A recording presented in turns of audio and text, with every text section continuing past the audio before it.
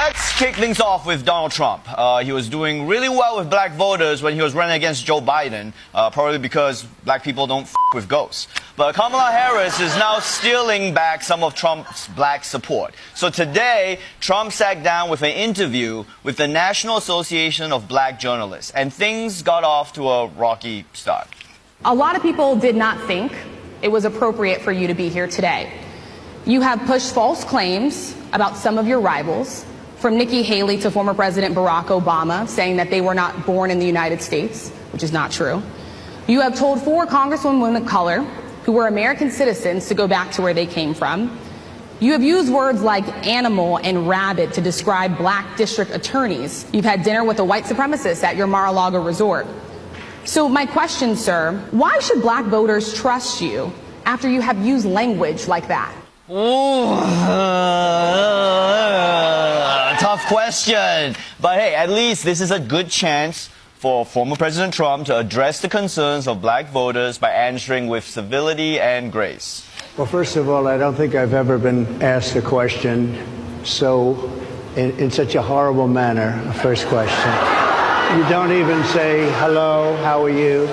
Are you with ABC? Because I think they're a fake news network, a terrible network. Okay, not a great start talking to a room full of black journalists, but you can still recover. I think it's a very rude introduction. I don't know exactly why you would do something like that. You invited me under false pretense, and then you were half an hour late, just so we understand. I have too much respect for you to be late. I think it's a very nasty question. I have answered the question. I have been the best president for the black population since Abraham Lincoln. That's my answer. Better than President Johnson, who signed the Voting Rights Act? And for you to start off a question and answer period, especially when you're 35 minutes late because you couldn't get your equipment to work, in such a hostile manner, I think it's a disgrace.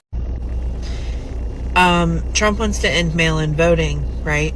Which was part of Project 2025. And then sold the Dominion voting technology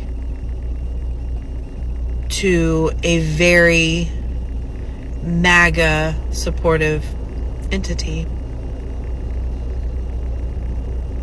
If you don't think for a single second that our next election will be rigged, I don't have anything else to say to you. You can't get any more plain, bolded English than that. That is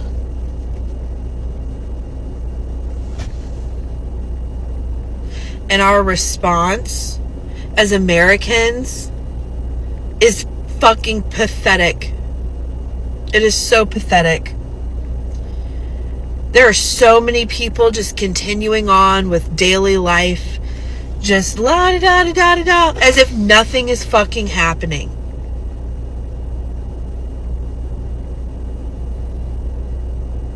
I can't. I truly do not understand the complicity,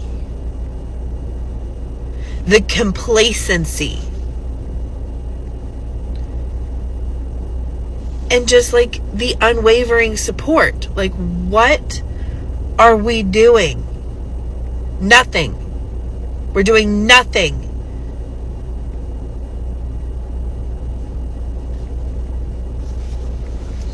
I just can't. I can't. I don't understand. He has stated himself, vote for me this one time, you won't have to vote again.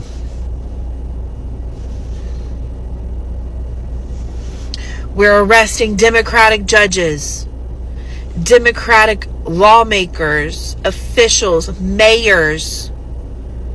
Didn't give 2 shits when Melissa Hortman was assassinated with her husband and their golden retriever in their home. We forget about that already.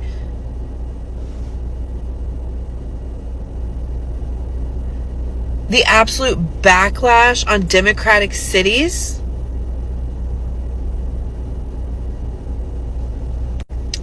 The threatening of cutting Democratic programs and funding. because Democrats are upholding the law, enforcing the Constitution to be followed by an administration who would rather just lie and propagandize their fucking constituents because they know they're unpopular.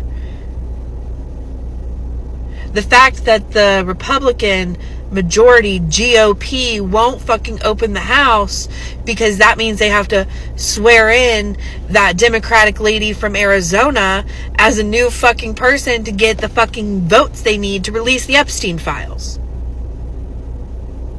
This Pam Bondi, in her deflection and insult notes, that's all she had. She didn't have any notes, credible notes, knowledgeable notes at all on the fucking... She's the Attorney General of the fucking United States. She had nothing. Vote for me this year and you won't have to vote for me again. Yeah, what did you think he meant by that? What did you think he meant when he said he was going to be a dictator on day one? Did you think he was being sarcastic? You thought that was sarcasm? Baby, he was being so fucking serious. He said it to your face and you fell for it. I don't really have an issue with most MAGA voters or Trump supporters until the stupidity like this comes out. Because it's like, how the fuck did you make it through this far in life at all?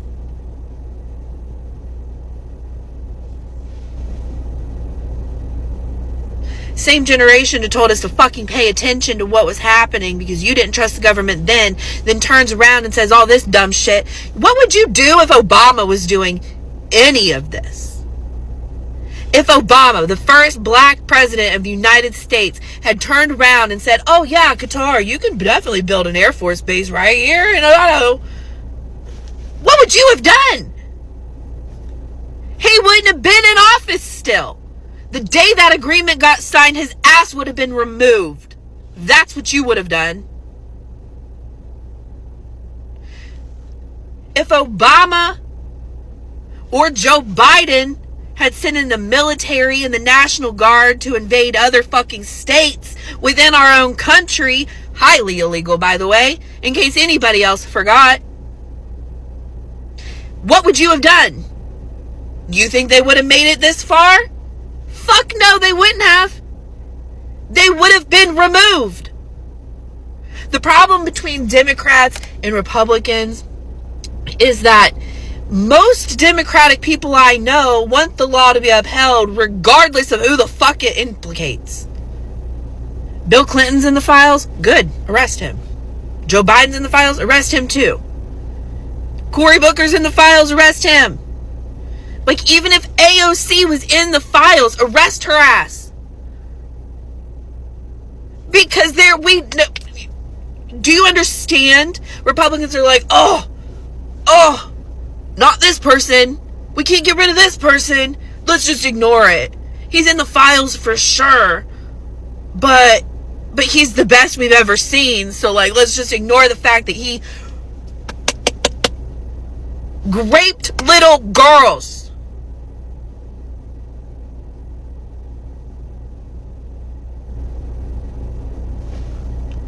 Be so for real. You have no say if you believe that shit. Like you have no say if you believe that side of the story and you refuse to look at any facts, any data, any statistics, any tangible, actual evidence that cannot be disproven. You have no say. It is insane how complicit and complacent people are. The fact that people aren't outraged about the voting machine technology being sold to one of the most MAGA supporters.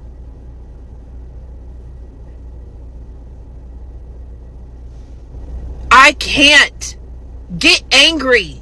Like, we as, like, the general population have so much fucking power over this limited government. They want limited government, right? Do you realize how outnumbered they are? If we all came together and said this is enough, it would be enough. instead you want to talk about fucking people's identities and going to the bathroom and whether or not you think people should be allowed to hold hands down the fucking street. Get a grip. Snap back to reality, please. Anyway, happy fucking Saturday. I hope everybody has a great day, and I hope anybody who still supports this fucking regime stubs their toe so hard every single time they get out of bed. Trump just turned the government shutdown into a weapon. Democrats didn't even see it coming. For years, shutdowns meant the same thing: panic, furloughs, and promises of back pay once everybody kissed and made up in D.C. But this time, Trump's not waiting around. His team says federal layoffs have already started. Real reduction in force notices, not just furloughs. And here's why that matters. Democrats, they're holding the line, demanding an Obamacare extension in December before they'll negotiate. Trump's response? Fine. You want the government shutdown? I'll use the shutdown. He's cutting payroll, shrinking agencies, and calling it budget discipline. That's not just policy, that's pressure. Think about it. Every other president treated shutdowns like a hostage crisis. Trump's treating it like an opportunity. He's betting the public will side with cutting bureaucracy over caving to Congress. So yeah, the layoffs are real, and so is this message. If Washington won't make a deal, he'll start trimming the fat himself. He's betting the public will back him. You think he's right? Follow for more straight talk, and let's hear your comments. The U.S. is manufacturing consent for a war with Venezuela, and literally nobody is talking about it. It's actually baffling. Like, obviously the Trump admin has been live tweeting about bombing civilian fishing boats off the coast of Venezuela, and they get more gleeful about it the more these are obviously not related to any cartels or drug smuggling. One of the boats was reportedly actually Colombians who were just in Venezuela's waters, so the United States could be committing war crimes against 2 South American countries right now. And then the Nobel Peace Prize was just awarded to Maduro's main opposition, this right-wing, ultra-Zionist, hyper-capitalist U.S. proxy. It's insane how openly the Trump administration is like, we want to do regime change in Venezuela. That's why we're doing all of this. And yet, like, Democratic Congress people, for instance, are just like, well, I'm on the Foreign Affairs Committee, and my only opposition to this is that you haven't sought congressional approval. Like, cut us in on this deal. What? You're telling me as a fucking Democrat, your only opposition to regime change is that it hasn't gone through the proper channels? Hello, US regime change never does. The Overton window in this country has shifted so far that, like, the leaders of the Democratic Party are as bloodthirsty and imperialistic minded as Cold War Republicans. What happened? No, the way that the Democrats is freaking out due to the fact that President Trump is shipping illegal immigrants out the country is funny. I'm gonna break it down to you. The reason that the Democrats is losing their minds is because what? 1, white people are not voting Democrats like they used to. 2, black people has finally woken up, stopped voting Democrats. So the Democrats depend on letting the illegal immigrants into the country, having them vote in a lot of states which don't require ID to vote. Now the Democrats freaking out because guess what? They know white and black people not vote Democrat no more. So that's why the Democrats out here saying no, no, no. But it should have been no. What's unfair to us U.S. born citizens is what? That you let illegals come in the country, you give them free housing, free health care, free education, but you got families out here struggling just to pay their bills and put food on the table? Man, get the fuck on. I didn't know time machines existed, but apparently they do, because the Supreme Court is about to take us back 60 years. So here's what's going on. There's a case called Louisiana versus Calais. In plain English, it's about whether states can still use the Voting Rights Act to stop racial discrimination in elections. The court is now asking if creating voting districts that help black voters have fair representation is somehow unconstitutional. Think about that. The law that protects against racial discrimination might be ruled as too racial. Can we just not? This all started when Louisiana drew a map with just one black majority district, even though about a third of the state is black. Black voters sued, and they won. Thank God. So the state redrew the map with 2 black districts. Then a group of white voters sued them, saying the map discriminates against white people. Interesting. And now, the Supreme Court, with its conservative majority, will decide if the law that's been protecting voters since 1965 should still even exist anymore. Legal experts say if the court strikes down Section 2, that's the part that stops racial discrimination in voting, states could erase black and Latino districts completely, and nobody could challenge it. The Trump administration even filed a brief backing that argument. So yeah, maybe time travel is real, because this case is dragging us straight back to a time where people were beaten for trying to vote. Make sure to stay informed and keep an eye on October 15th, because that's when the justices will hear the case. And please, I am begging you, share this with everyone you know. This is way too important to not be heard by everyone, and do not be afraid to speak out. Silence is consent, and the more voices we have, the more power we have. The Democratic Party used Martin Luther King Jr. to bring the black vote to the Democratic Party forever. And this is why I say this, and you can call me a conspiracy theorist or whatever, but I need you to pay attention. In the 1960 election between John F. Kennedy and Richard Nixon was projected to win because he actually had a lot of the black vote about to come in. But they pulled something, and I think that the Democratic Party set this up. Martin Luther King was arrested and was about to be sent to prison over a very simple traffic stop.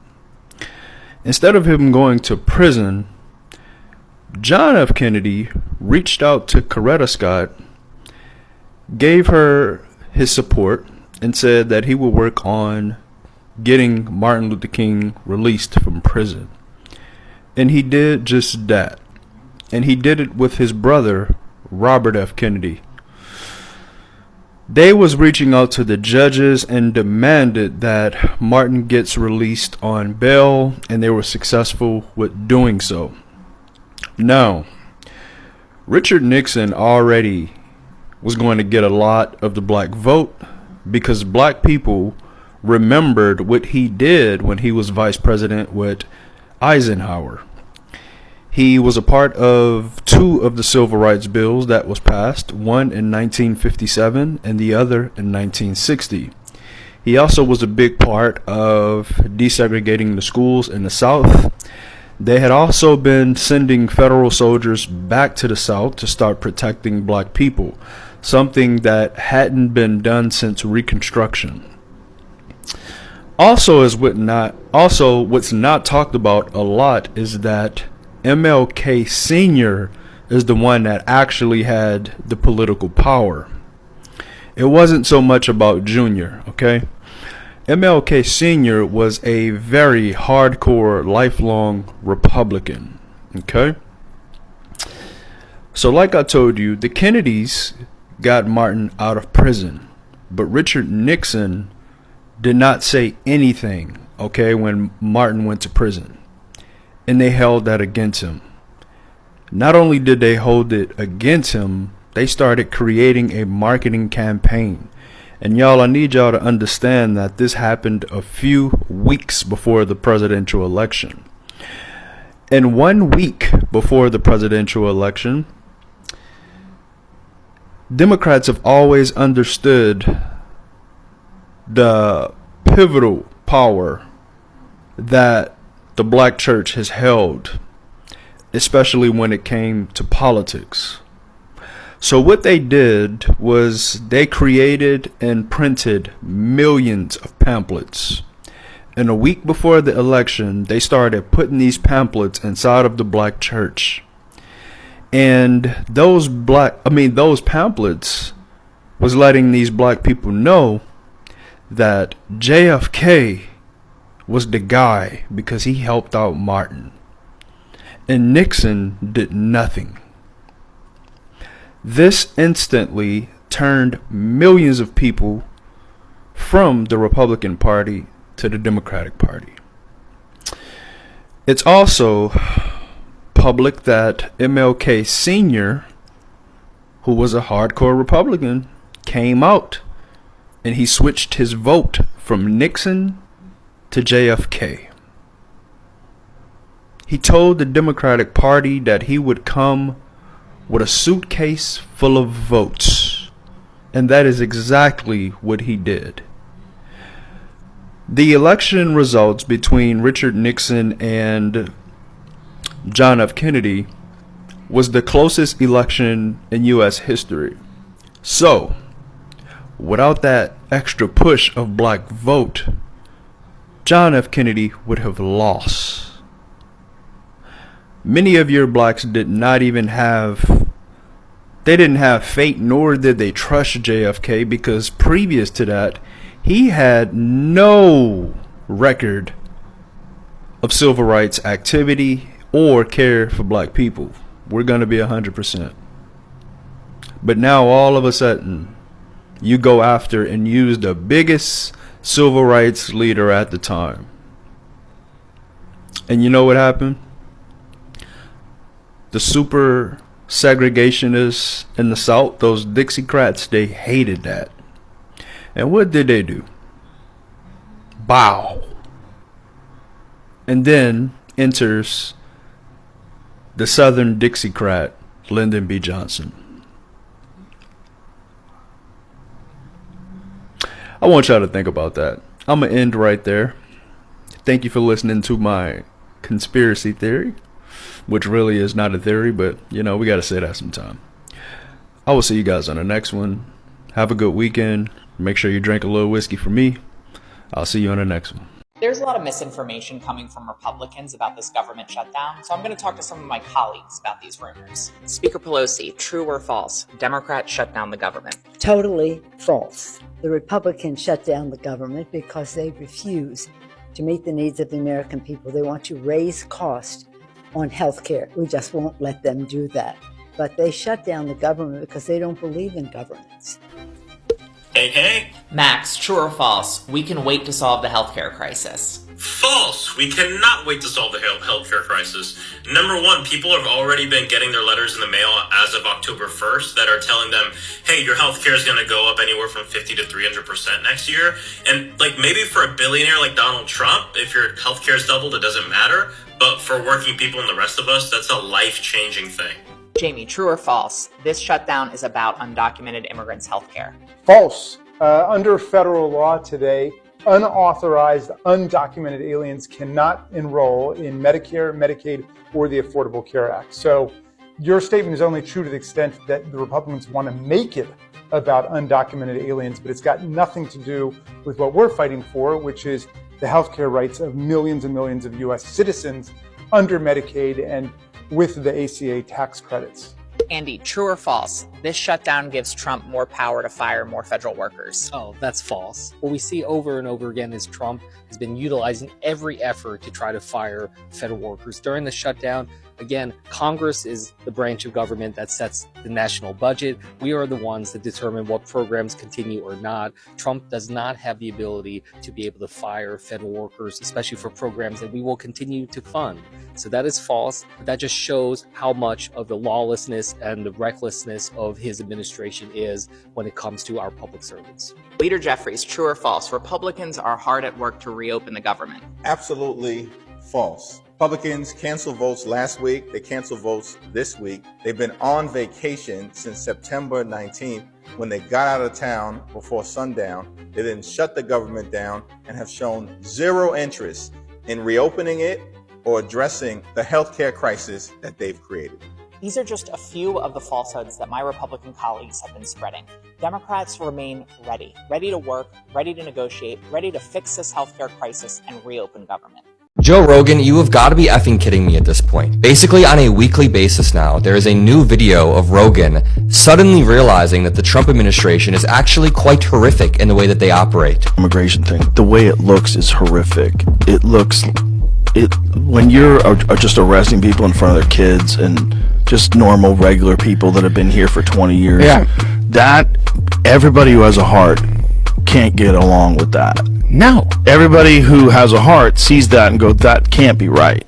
That can't be right. That can't be the only way to do this. Right. Trump literally openly promised all of this. At the RNC, they held up mass deportation now signs. Trump was not quiet at all about his violent and aggressive plan to rip immigrants out of the country. And not just people who are here criminally or here and committed crimes, but people who are here following the proper processes, trying to go to the courtroom. Not a lot of Americans do like what Trump is doing regarding deportation. It's actually very, very unpopular, the way that he's going about it. And that would be one thing. If you've murdered someone and you're here illegally, then yeah, get the hell out of our country.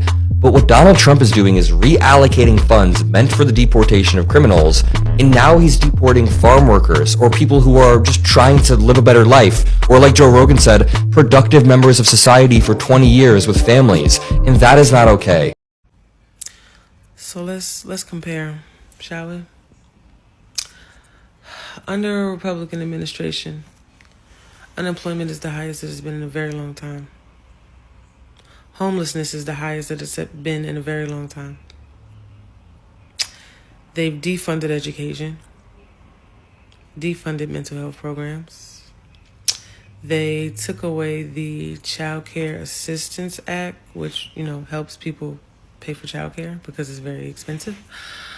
Not including the racism, trying to whitewash our history. I mean, I could keep going, breaking the Constitution. It's a lot of things. But now let's talk about the Blue administration. Under that Blue administration, Black business owners and Black wealth jumped up 60%. Unemployment was the lowest it had been specifically for Black people, the lowest it had been in a very long time. 50% of Black Americans had health care. They had the Affordable Child Care Assistance Act. I'm not sure if I said they invested into education. They invested into mental health. They cut child poverty in half. I could keep going. So can you tell me, without mentioning another president specifically, what has the last two, and when I mean last two, I mean this one and the one before that, what have they done for Black people? What have they done for people in the middle class? Because maybe I'm just not educated on that. Can I name one thing that Kamala Harris has done? How about I name a bunch? Starting with the fact that she was both a district attorney and the attorney general in California, then becoming an elected senator, and then the vice president. So let's just get that out of the way.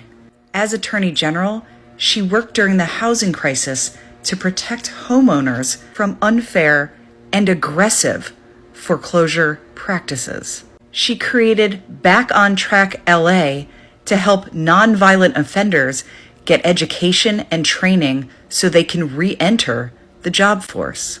She also created the Privacy Enforcement and Protection Unit for companies like Google, Facebook, and Apple so that our data isn't used inappropriately. When she was vice president, she worked tirelessly to make sure that our elderly and vulnerable could afford their prescriptions, which we shouldn't have to fight for in the US, but we do.